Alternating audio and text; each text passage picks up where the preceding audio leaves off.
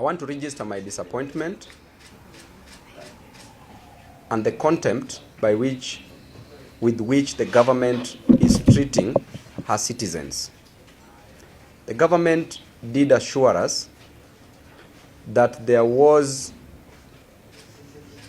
enough fuel to last Kenyans for 14 days, 2 weeks.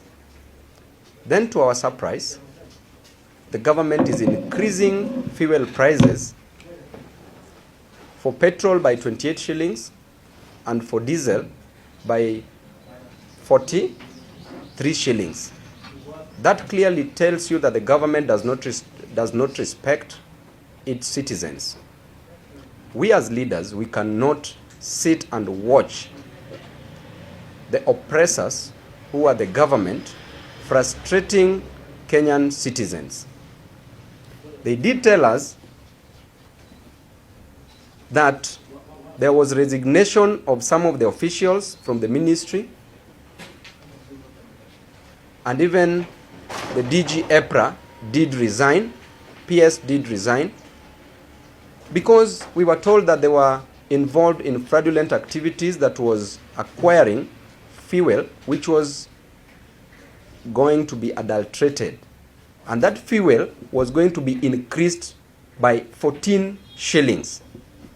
Today, to our surprise, the government is increasing fuel by 28 shillings petrol and 43 shillings diesel. It means that even that 14 shillings, the one that was adulterated, would have been better, because it was only going to increase by 14 Kenya shillings. I want to tell Kenyans that increasing fuel prices means increase in cost of living. Cost of living has been a major issue of concern. Kenyans don't have jobs.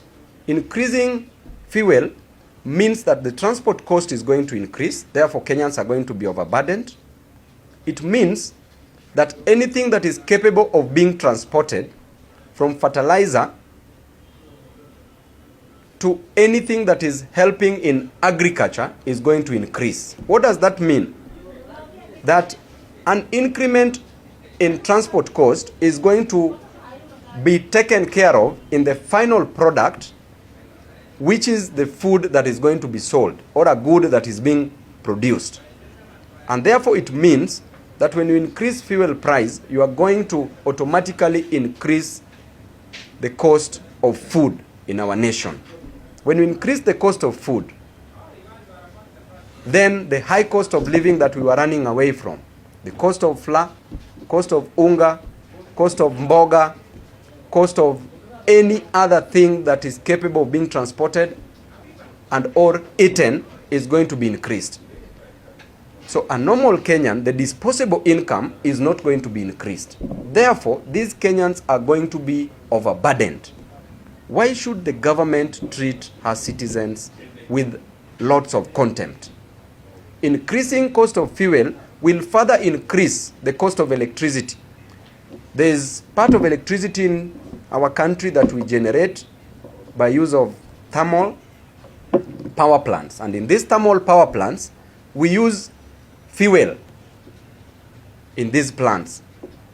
The moment you increase that cost of fuel, it means that the cost of electricity will increase. Increasing the cost of electricity is going to overburden Kenyans. Increasing cost of electricity is also going to increase the cost of production in various factories. In various factories where there is manufacturing. So the cost of production is going to increase, and when it increases, the price of those goods that are produced in those factories are going to increase. When those prices increase, this is going to further increase cost of living in our country. So we want to tell Kenyans that we have a very dishonest regime, a government that is based on lies. We can never trust on them, and we want to warn this government that when this skyrocketing of prices of fuel will be implemented, this is the right time to call for Maandamano. That Maandamano that we used to say. And you journalists, you agreed with me that Maandamano is good. Yes. Why did you agree? Because we said kufukuza wakoloni ilikuwa nini? Journalist, ilikuwa nini? Ilikuwa nini? Maandamano. Kuleta multi-party system ilikuwa nini? Maandamano. Kuleta Gen Z kudeal na the draconian finance bill in 2025 ilikuwa nini? Mbadi kupata kazi ilikuwa nini? Si ni ukweli? So maandamano ndio time nzuri ya maandamano. Hii time ya increase prices za fuel because Kenyans are already suffering.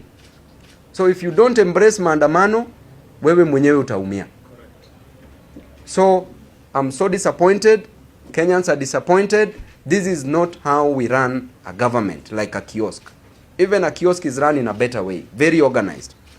This is disorganization of a nation and punishing Kenyan citizens. And alone does not bring fuel to Kenya. There are other sources where we can get fuel. We don't depend, 60% of the fuel that we receive, yes, is coming from that route. But we can change the route. There are other places where we can get fuel. Nigeria here has fuel, correct? There are other areas that we have fuel. We were told that the CS who does not understand what type of fuel oil we are getting from Turkana. What are we waiting for? We have other ways of getting fuel. And we want this government to cushion. We want subsidies on these prices of fuel that we are experiencing. Time frame, we are going to communicate. The moment we give an ultimatum, it must be implemented. So Kenyans, be ready from wherever you are. Ukiwa uko Western, kuwa tayari. Ukiwa Rift Valley, kuwa tayari. Hii fuel price si ya watu wa Wantam peke yake. Hii fuel price sasa saizi hata watu wa Tutam. Niambie kama uko na mahali penye unanunua fuel at a cheaper price.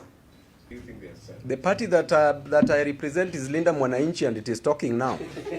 I don't know which other party you are talking about. My brother, we are in Linda Mwananchi. There are those who are in Linda Tumbo, Linda Matumbo. Sisi tunalinda pump na tunalinda Mwananchi. Pump ya fuel na tunalinda Mwananchi. The solution, the regime should go. That is the greatest solution. Mimi sina pesa ya kununulia wa Kenya fuel kutoka nje, but tukiingia tuna reorganize serikali. Alafu solution unajua bwana, my brother. We ni Wantam ama Tutam? We pia jibu swali langu.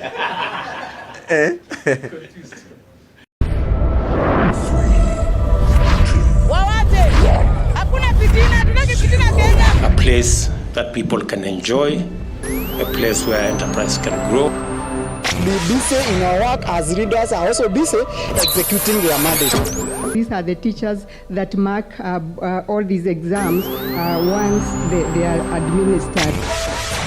Keep the noise away. I can submit without fear of contradiction that so far it is working.